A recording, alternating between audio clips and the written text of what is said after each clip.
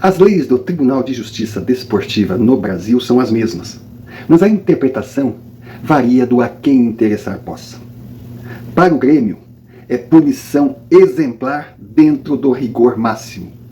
Para o Inter, afagos, carícias, absolvições. E as condenações raras, quando vierem, estarão sempre acompanhadas de penas simbólicas, brandas, só faltando um pedido de desculpas.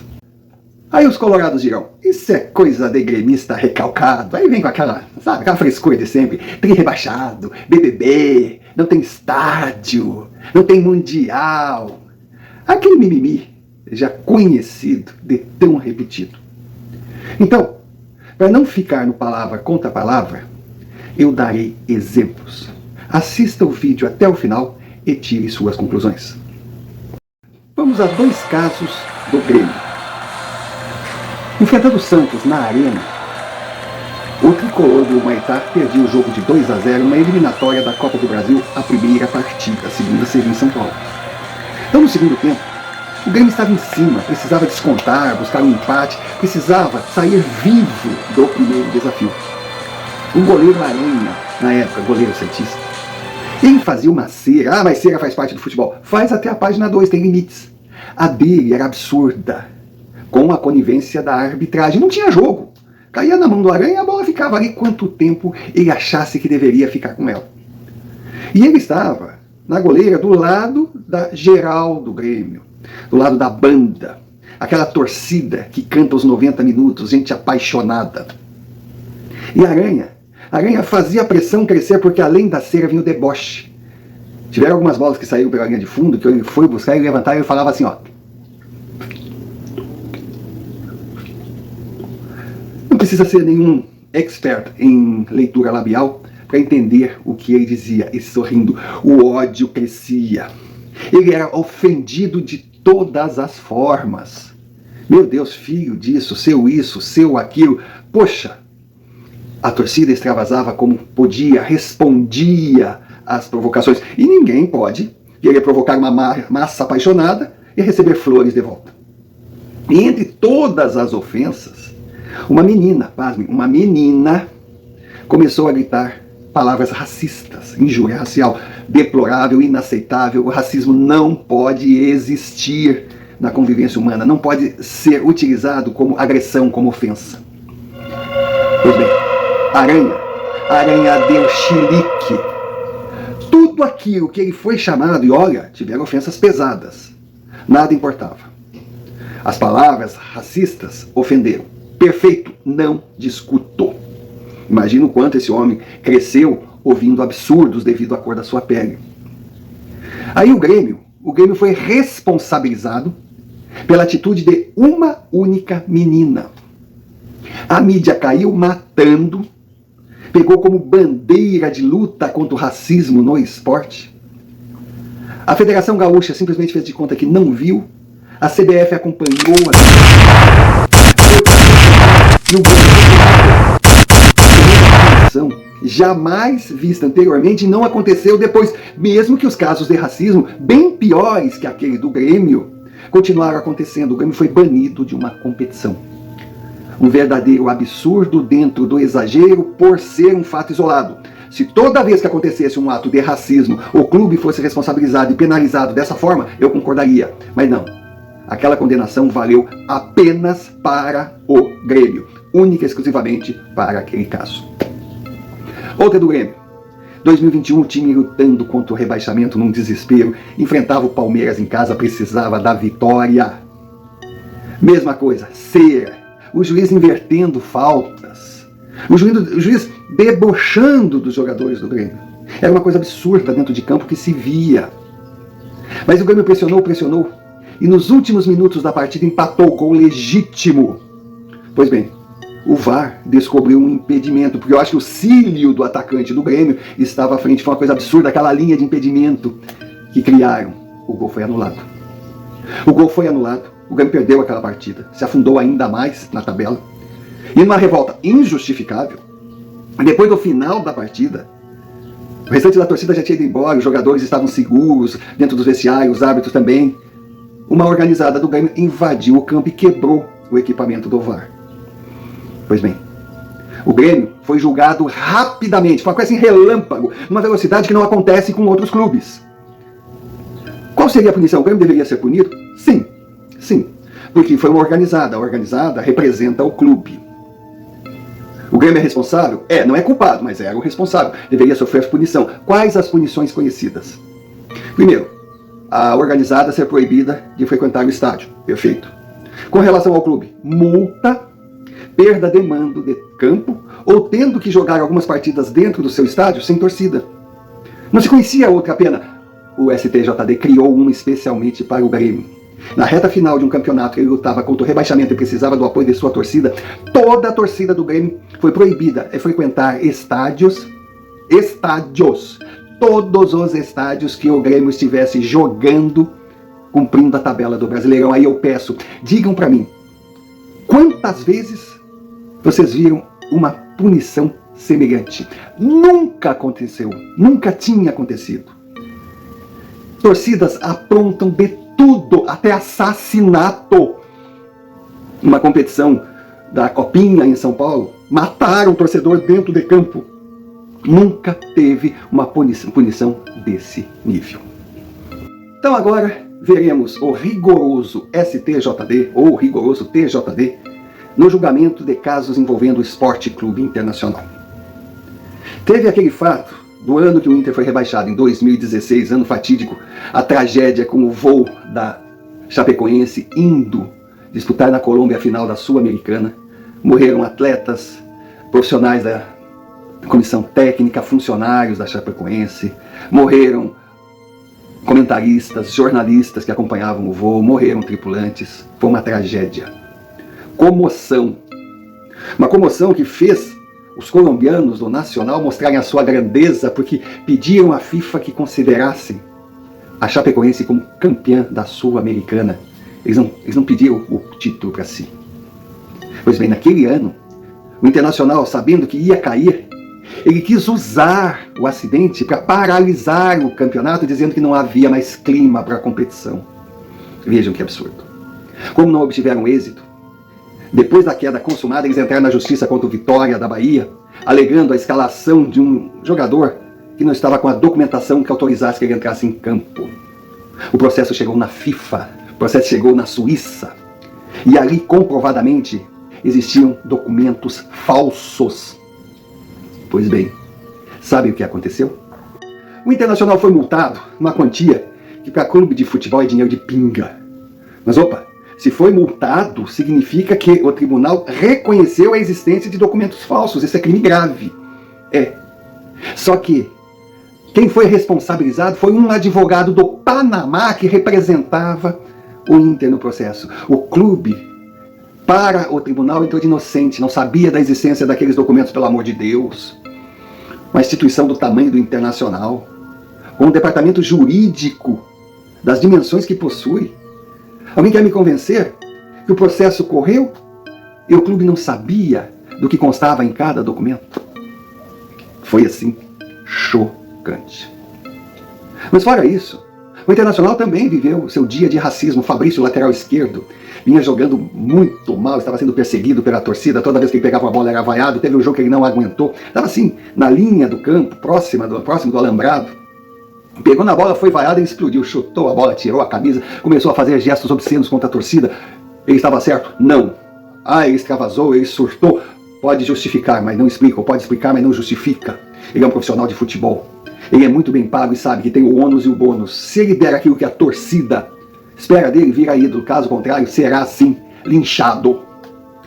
Pois bem, o rapaz surtou.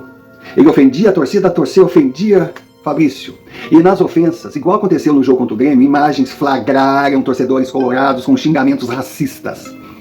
Imagens tão claras que no dia seguinte foram veiculadas no programa Globo Esporte. A mídia que massacrou o Grêmio num corporatismo jamais visto, simplesmente não falou nada. A Federação Gaúcha, a CBF, rapidinho correram e abafaram o caso. A tal do vídeo, as imagens sumiram e ninguém mais falou no assunto. Sabe o que aconteceu? Pois bem, aconteceu o mesmo que já tinha ocorrido no caso do Inter pedir para paralisar o campeonato devido ao acidente da Chapecoense. Lá foi pizza mussarela. Na questão do jogador que estava inscrito com documentação que não dava direito para ele entrar em campo, e também os documentos falsos apresentados no processo do Internacional, aí foi pizza marguerita. E no caso do racismo, aí foi pizza 4 queijos. Começamos aqui a falar sobre o rodízio de pizzas, que sem dúvida alguma, no final desse vídeo, você não acharia estranho se o Beira-Rio mudasse de nome e passasse a se chamar Pizzaria Beira-Rio, o melhor rodízio de pizzas do sul do país.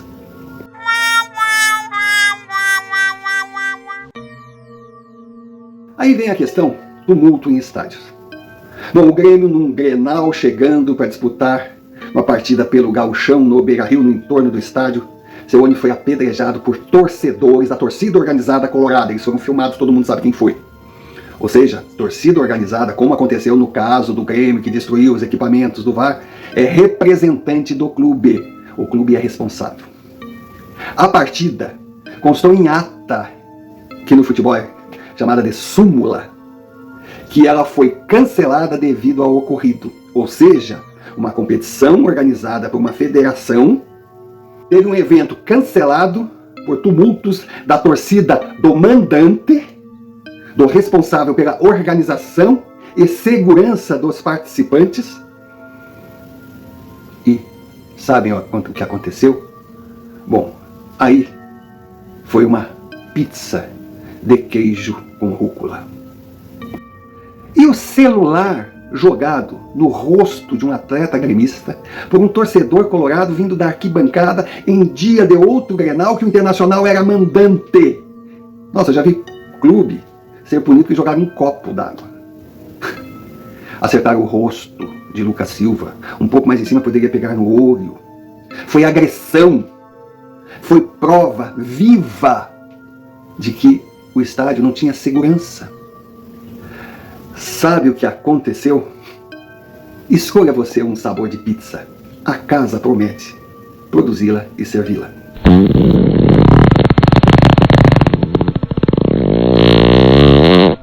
Ficou clara a diferença de tratamento. O Grêmio foi responsabilizado por uma leviandade, um crime cometido por uma menina, uma única torcedora.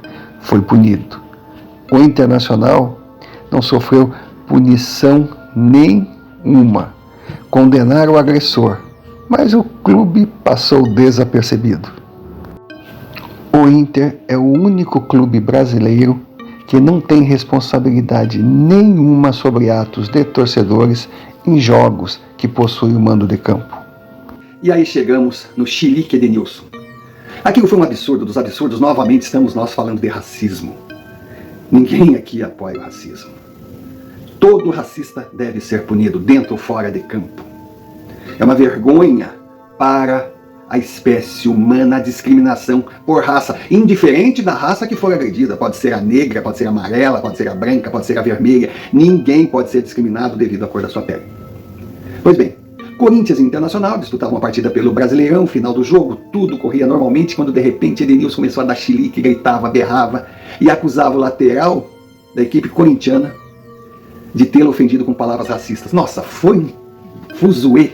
Logo chegou para a imprensa, para as rádios, para a televisão, todo mundo falava, isso é um absurdo, abaixo o racismo, abaixo o racismo. Os jogadores ali, em pânico, os corintianos sem entender, os colorados indo para cima do rapaz.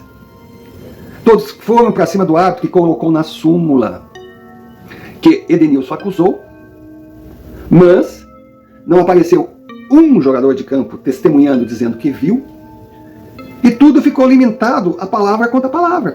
Edenilson acusando e o rapaz negando. Cara, terminou o jogo. A coisa saiu do âmbito desportivo, foi para a justiça comum.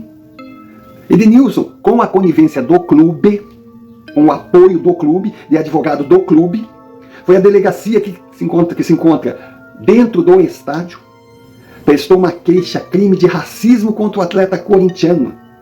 Pois bem, o delegado deu ordem de prisão ao rapaz Mas me diz, ordem de prisão baseada em quê? Ordem de prisão se dá em flagrante, pega em flagrante delito.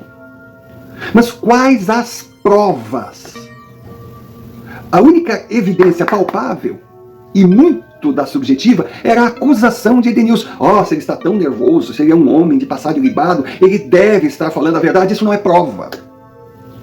A coisa chegou numa aberração tão grande, tão gigantesca, que o profissional que estava ali exercendo sua função, com endereço, ficha limpa, um estrangeiro, ouviu ordem de prisão e só conseguiu sair livre porque pagou uma fiança de 10 mil reais. Na sequência, outra delegada foi indicada para prosseguir com o processo. Ela chegava diante das câmeras, diante da mídia, e dizia: não há dúvida sobre a culpa. Temos provas. E no máximo de 30 dias o processo estará terminado e seguirá para a justiça. Crime hediondo, racismo. E a gente se perguntava: provas? Mas que provas? É que todos apostavam que as imagens iriam comprovar a agressão. Pois bem, as imagens tiveram seus laudos. E todos, exceto aqueles pedidos pelo Internacional. Mas os outros restantes, que não foram poucos, atestavam imagens inconclusivas. Bom, se a imagem inconclusiva prova que o rapaz não falou, não. Mas também não prova que o rapaz falou. E a lei diz que todos são inocentes até que se prove o contrário. Prova! Certeza absoluta, principalmente num crime grave, é uma vida que está em jogo. Prova! E o ônus da prova é de quem acusa. Então Edenilson acusou e não conseguiu provar. O que aconteceu? Pizza portuguesa, porque o lateral corintiano era de Portugal. De repente a mídia deixou de erguer a bandeira contra o racismo. Simplesmente não falou mais no assunto. A justiça desportiva se viu obrigada a absolver o rapaz. Não tinha provas. E a justiça comum? E a justiça comum deveria, pelo menos, ter devolvido os 10 mil reais que, de forma arbitrária, tomaram do rapaz para que ele não ficasse preso. Pelo que eu saiba, isso não aconteceu. E os crimes cometidos por Edenilson? Claro, a gente sabe. Os processos, eles não são assim em cadeia. Não. Você não julga 3, 4 casos num único processo. Então, terminado o processo contra o jogador do Corinthians, acusação sem provas de Edenilson, caberia ao acusado decidir se entraria com outro processo pedindo danos morais, calúnia, difamação, retratação, enfim, uma série de solicitações legais que ele teria direito. Se o rapaz fez ou não fez, se ele optou em não dar sequência, é outra história. Mas o que fica claro é que até o momento que todos acreditavam que Edenilson tinha provas, a atitude foi de uma veemência 100%. Quando o vento mudou, todo mundo sumiu. E aí eu pergunto, o que se pode esperar de uma justiça ligada a uma CBF? Que essa sim, a gente tem provas, que é corrupta, que é corporativa, que tem os seus protegidos. Basta ver que boa parte dos ex-presidentes estão presos ou fugindo de condenações. É por aí. O nosso país, infelizmente, ele vive uma nebulosidade jurídica. Hoje a inversão de valores tomou conta. A gente não sabe mais definir o que é certo ou errado, o que é prova, o que é evidência, o que é acusação. A gente não sabe mais o que é crime, o que não é crime. E claro que isso tinha que chegar no futebol, que é o esporte que representa a nação. Ou seja, é o esporte que mostra como funciona a organização social do país. Eu não quero entrar no mérito jurídico, não.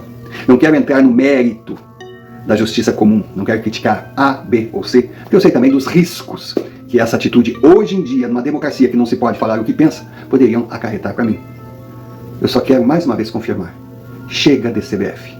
Passou da hora de nós termos uma liga de clubes organizando nossas competições. Chega da panela que tomou conta do futebol brasileiro e que cuida de todos os interesses, menos os dos jogadores, dos clubes e dos torcedores. Eles têm interesses maiores para defender. Pensa que acaba por aí? Antes, pelo contrário. É cômico não fosse trágico. Agora, no início de 2023, surgiram notícias que o STJD voltou atrás e, depois de absolver Rafael Ramos do Corinthians, o condenou sem ter recebido uma única nova prova. A pena R$20 mil e um jogo de suspensão. Cara, isso é palhaçada. Isso é apenas para fazer constar a condenação. E aí a pergunta, condenado por quê? Qual prova? E outra, na justiça comum, dizem que o processo continua até hoje, mesmo não havendo provas, eles querem encontrar pelo em ovo, eles precisam condenar o rapaz. Que país é esse? Deixando claro para que ninguém inverta o sentido que estamos falando. Aqui ninguém defende o racismo. Não. Queremos apenas justiça e decisões em tribunais iguais para todos. Só isso. Ninguém está afirmando que Edenilson mentiu. Apenas estamos dizendo que é um fato. Ele acusou e não provou. Se não tem provas, é calúnia, difamação, danos morais e por aí vai. E outra, se o STJD, por uma razão que só o sobrenatural de Almeida pode explicar, voltou atrás e condenou Rafael Ramos, a pena de R$20 mil e um jogo me parece um pouco desproporcional se considerarmos que o Grêmio foi banido de uma competição por um ato de racismo de uma torcedora, uma menina. E o Corinthians, já que o STJD declarou Rafael culpado, o clube é responsável e tem sim que responder, já que na lógica do STJD, clube é responsabilizado por atos de torcedores e principalmente representantes diretos. Em outras palavras, eu quero meu Brasil de volta.